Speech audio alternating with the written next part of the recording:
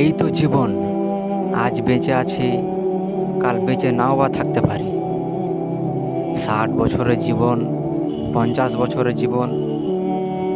এই জীবনে কতই না গুনাহ করছি, কত না আল্লাহর নাফরমানি করছি, কত না ধোঁকা দিছি, মানুষের আমানত খিয়ানত করছি। সেই দিকে আমাদের কোনো খেয়ালই নেই। আল্লাহকে বলে আমরা কখনো ভয় করি না যে যিনি আমাদেরকে সৃষ্টি করেছেন তিনি কি করতে পারেন। এই তো জীবন। হয়তোবা আজ বেঁচে আছি, কাল বেঁচে নাও বা থাকতে পারি। তার কি গ্যারেন্টি আছে যে মালাকুল মওত আমার কাছে আসবে না? তার কি গ্যারেন্টি আছে? হে প্রিয় ভাই আমার, তুমি যে কাল কাল করো, তোমার কালটা আসবে কখন? তোমাকে যদি বলি আমি যে প্রিয় ভাই তুমি নামাজ কেন পড়ো না, তো তুমি বলবা যে আমি কাল থেকে ধরবো। আমি তবে অমুক শুক্রবার থেকে ধরবো, পরশু থেকে ধরবো। তোমার ভাবখানটা দেখে এমন হচ্ছে যেন তোমার আগে আগে সালাত ছুটে যাচ্ছে আর তুমি তার পিছে পিছে দৌড়াবা, তুমি তাকে ধরবা। এটা একটা হাস্যকর বিষয় প্রিয় ভাই। তুমি যে কাল কাল করো, সেই যে কাল তোমার আসবে তার কি গ্যারেন্টি আছে? তুমি কি আমাকে লিখে দিতে পারবা যে তুমি কাল অবধি বাঁচবা? তার কোনো গ্যারান্টি দিতে পারবা তুমি আমাকে?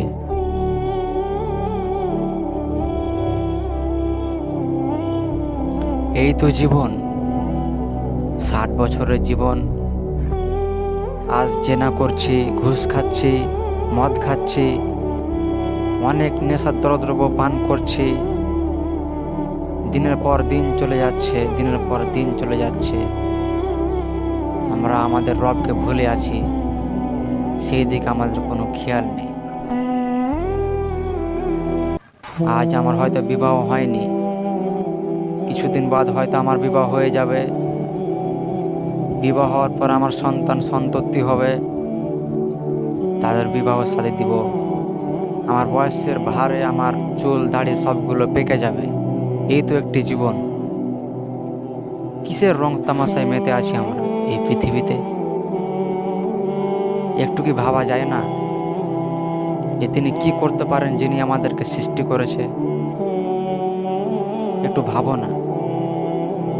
তুমি একটু মরার ভান করে দেখো না, তোমার চারিপাশের লোক কি করছে, কত না হাজারি করবে তোমাকে নিয়ে।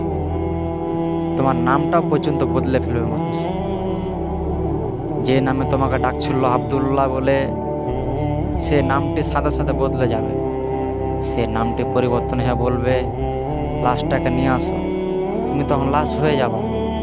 বলবে লাশটাকে গোসল করাও, লাশটাকে দাফন করাও, লাশটাকে খাটিয়ায় উঠাও। তোমার নামটা পর্যন্ত পরিবর্তন হয়ে যাবে। তোমাকে সেই কবরে রেখে চলে আসবে, অন্ধকার কবরে। তোমার সাথে কেউ যাবে না। মানুষ তোমাকে মনে করবে না, কিছুদিন পরেই তোমাকে বলে ভুলে যাবে।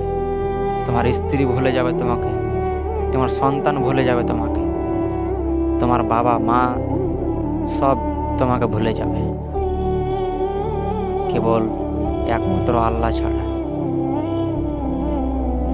যদি তোমার ভালো আমল থাকে, আল্লাহ তাআলা তোমাকে সম্মানিত করবে।